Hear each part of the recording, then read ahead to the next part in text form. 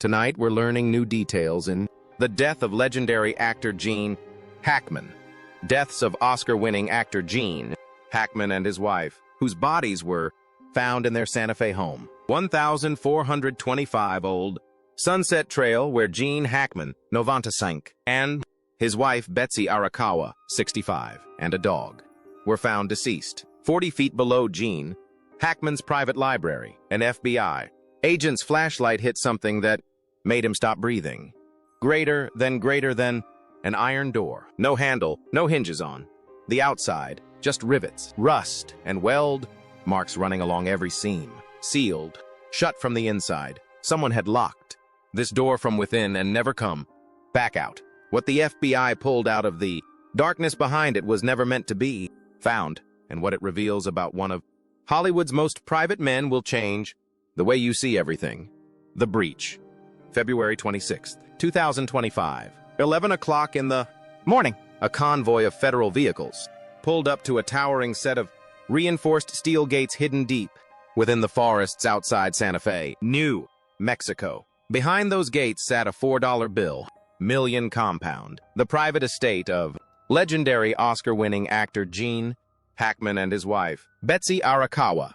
Nobody had seen or heard from the couple in days. No phone calls answered. No staff arriving for work. Complete silence from a property that, under normal circumstances, operated like a small military installation. It was a handyman, not family, not a friend, not law enforcement, who finally raised the alarm. He told deputies he believed the couple had died inside. The gates had to be forced. The locks had to be cut. That alone told agents something was off. This wasn't a property where someone accidentally left the door open. Everything about the compound was designed to stay sealed unless someone inside chose to open it. When officers entered the property, they expected something tragic but routine. An elderly couple isolated in their final days, passing quietly. What they walked into was anything but routine. The bodies of Gene Hackman and Betsy Arakawa were found inside the mansion alongside their dog. Authorities would later confirm that Betsy had died roughly a week before Gene. Her cause of death, severe viral infection. His heart failure with contributing factors. Natural causes, officially. Case closed. On paper. But the scene didn't match the paperwork, not even close. Here's the thing. The Santa Fe Sheriff's Department told the public from day one that there were no signs of foul play. Standard language meant to put the story to bed. But in the very same statement, they admitted the scene was suspicious enough to require a full forensic search of the entire property. Pause on that for a second. No foul play, but suspicious enough to bring in federal teams with thermal imaging equipment and forensic specialists. Those two statements don't live in the same world. And that contradiction is exactly where this story splits wide open. And there's more. The timeline itself raises questions nobody has been able to answer. Betsy died a full week before. Gene, 7 days. That means Gene Hackman, a 95-year-old man, was alive in that house with his wife's body for up to a week alone. Tonight, new body. Camera video revealing the moments after. Actor Gene Hackman and his wife Betsy were found dead in their Santa Fe home last month. No call for help. No attempt to reach the outside world. What keeps a man silent for 7 days in a house with a dead loved one? Fear, duty, or the knowledge that calling for help would mean letting strangers inside, and strangers would find what was underneath. Now, before this story goes any further, if even half of what investigators found beneath this estate turns out to be verified, this becomes one of the most disturbing discoveries tied to a celebrity death in modern history. If you're not subscribed yet, now is the time, because what comes next only gets worse. Sources obtained the official search warrant. What authorities documented inside that property goes far beyond a death investigation, because hidden behind a wall in Hackman's private library, federal agents found something that nobody, not the staff, not the neighbors, not law enforcement, ever knew existed. A tunnel sealed for decades, and whatever was locked inside, someone had gone to extraordinary lengths to make sure it stayed buried forever. But the tunnel wasn't the worst part. The worst part was what was already waiting at the bottom. The fortress. To understand what the FBI walked into, underground, you have to understand what sat above it. Gene Hackman's estate wasn't a home. It was an installation. Dense forest on every side, towering. Stone walls around the perimeter. Motion. Sensors at every access point. Thermal. Cameras. 24-hour surveillance rivaling government black sites. The staff were hand-picked, vetted, and bound by legal agreements so tight that not one of them has ever spoken publicly about what went on inside those walls. Think about that for a second. Decades of employees, gardeners, housekeepers, maintenance, workers, and not a single leak ever. In the age of social media, that kind of silence doesn't happen by accident. It's enforced. Local journalists who tried to dig into the property's history over the years hit a wall every time. Building permit requests came back redacted. Property records had gaps no clerk could explain. One researcher from the Santa Fe Historical Society spent months pulling land records on the estate and then just stopped returning calls, never published. No one knows what she found or who told her to quit looking. But here's the deal. Step past those gates and the interior was staggering. Hallways lined with original masterpieces, furniture dating back centuries. Pieces once owned by European royalty, chandeliers rumored to have hung in the halls of ancient palaces, gardens filled with botanical specimens, so rare they exist in fewer than a dozen places on Earth. There was speculation that they were killed by carbon monoxide poisoning. Dr. Elena Vasquez, an architectural historian at the University of New Mexico, who later consulted on the property assessment, put it bluntly. I've documented estates all over the Southwest. This one was designed like a museum built a military compound. Beauty was real, but so were the countermeasures. That combination doesn't happen unless someone is protecting something specific. She was right. Beneath all that beauty, something else had been waiting for a very long time. Body cam footage, released after a judge's rare public ruling, shows deputies entering the mansion. The silence is immediate and heavy, but what unsettled agents wasn't the quiet. It was the evidence that someone had been busy in the hours or days before they arrived. Furniture dragged across hardwood floors, books pulled from shelves and restacked wrong, drawers left ajar, a bedroom safe open and empty. Someone had been tearing through this house searching for something or hiding it. And then agents walked into the library and everything changed. The descent. Behind a section of wall in Hackman's private library, concealed so precisely, you could stand in that room 1,000 times and never notice. Agents found a hidden mechanism, not a bookcase on a hinge, not a latch behind a painting. This was an engineered entry point, requiring a specific activation sequence. Whoever built it wanted it to be invisible to anyone who didn't already know it was there. Behind it, a narrow passageway, stone steps descending into total blackness. No light source, no ventilation that they could feel, just a throat of carved stone dropping straight down into the earth. The agents went down. The temperature dropped with every step.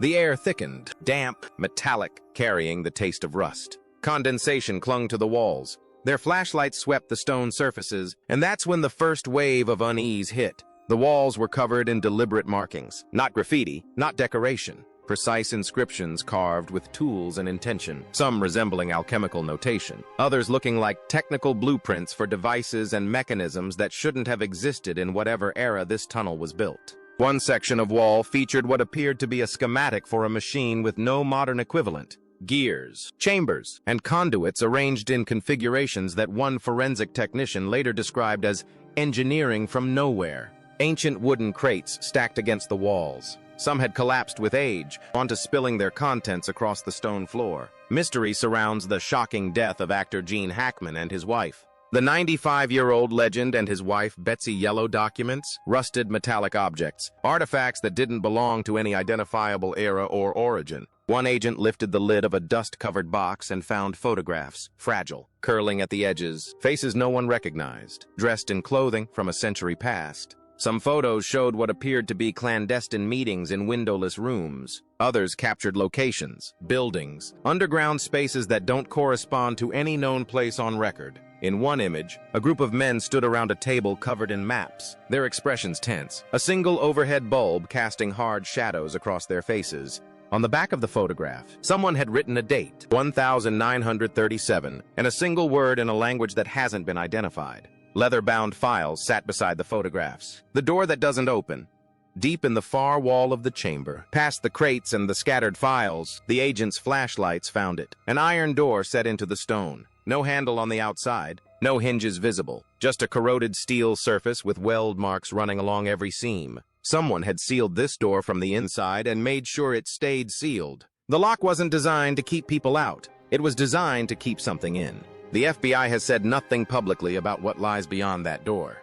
Nothing. No official comment. No leak. No background briefing. In an era where classified documents end up on Discord servers and surveillance footage hits social media within hours, that level of containment doesn't happen by accident. It requires active suppression. And that tells you something about what they're sitting on.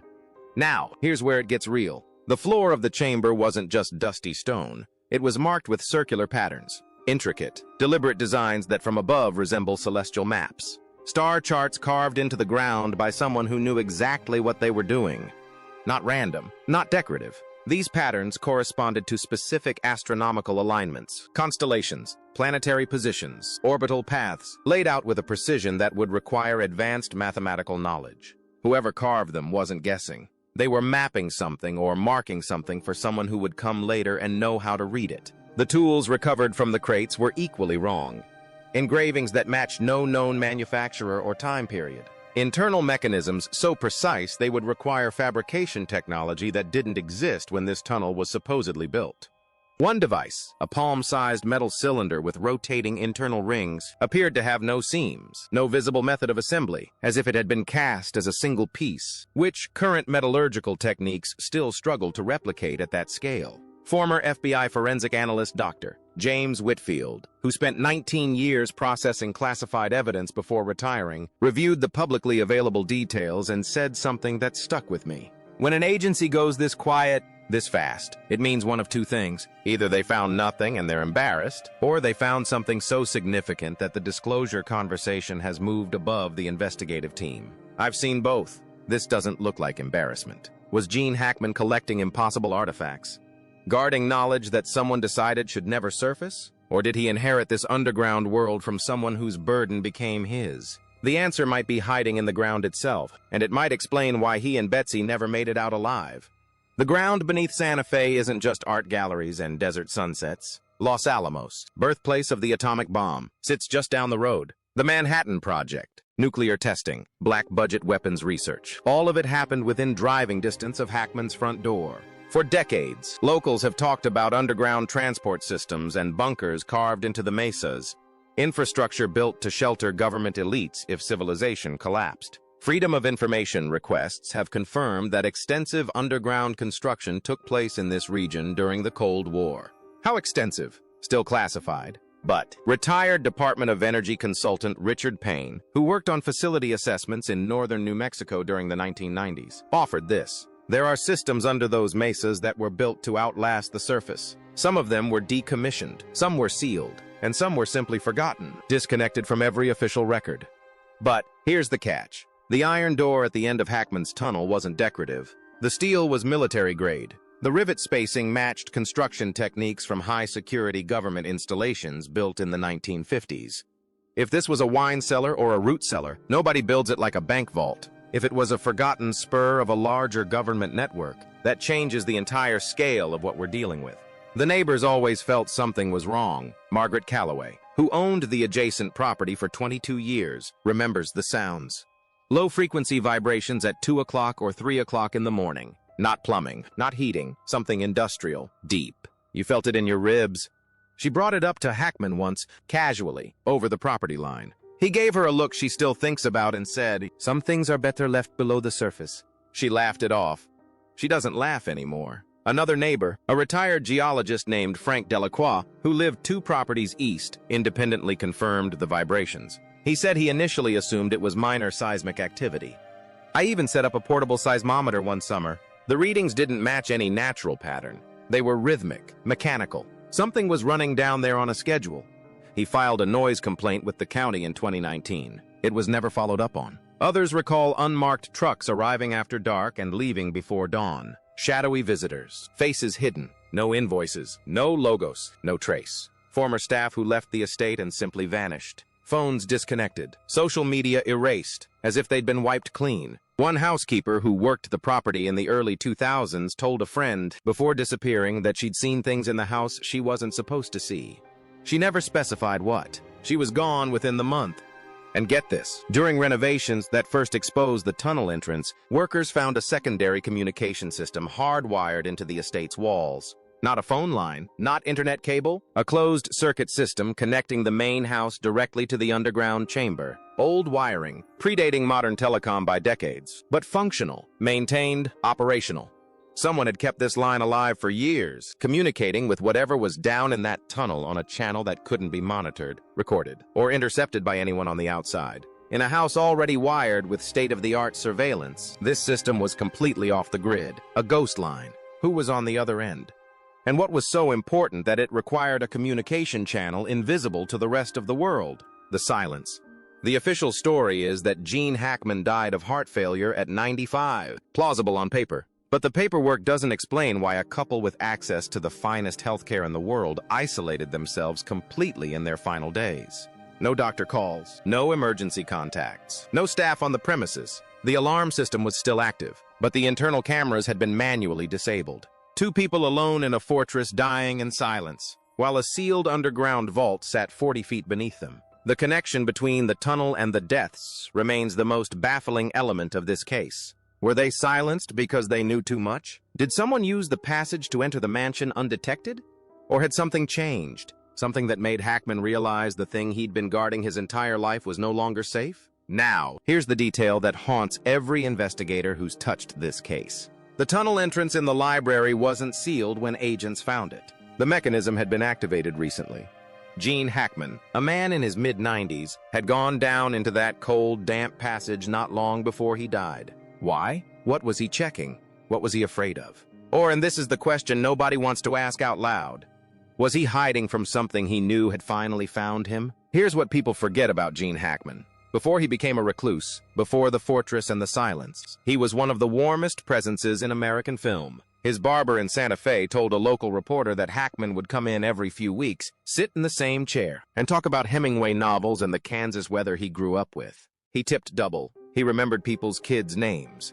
At the local farmer's market, vendors knew him by sight. He'd buy green chilies in bulk and joke about his terrible Spanish. He wasn't a man who chose isolation because he didn't like people. He chose it because something made him feel he had to. And now, knowing what was underneath his house, that choice takes on a weight it never had before. From the French Connection to enemy of the state, Hackman spent his career playing men trapped by conspiracies they couldn't escape. Maybe that was never just acting. FBI forensic teams are still down there, analyzing every artifact, every document, every symbol carved into those walls. Trace DNA, invisible residue detection, cryptographic decoding of messages left behind. They've brought in specialists from disciplines that don't normally intersect.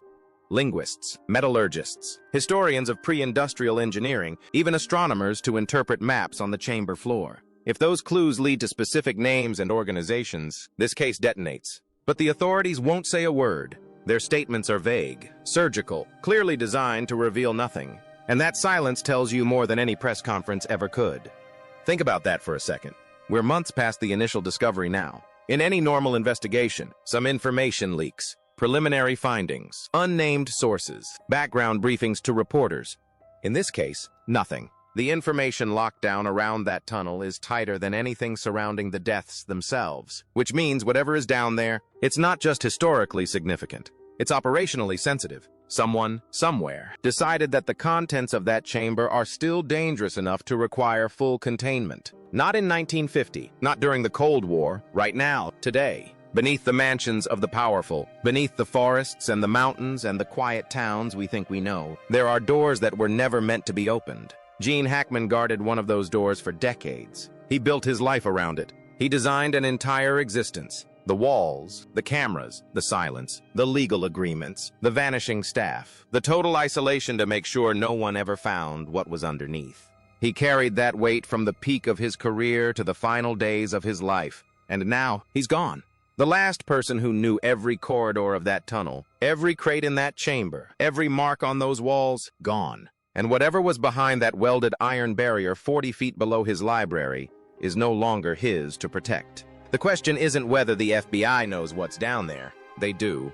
The question is what could be so dangerous, so destabilizing, so fundamentally threatening to what we think we know about this world. They'd rather say absolutely nothing than tell the public what they found behind that door. What do you think is behind it? Was Hackman the last guardian of something buried long before he was born? Or was he its final prisoner? Drop your theory in the comments. And if you want to be here when the next piece of this story breaks, hit subscribe. I'll see you in the next one.